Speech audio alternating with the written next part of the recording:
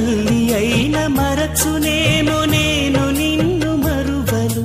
చూడుము నా అరచేతులలో నిన్ను చెక్కియున్నాను. నీ పాదము తొట్టిల్లనీయను నేను. నిన్ను కాపాడువాడు కునుకడు నిదురపోడు అని చెప్పి వాగ్దానం చేసిన యేసయ్యా తల్లిలా లాలించును.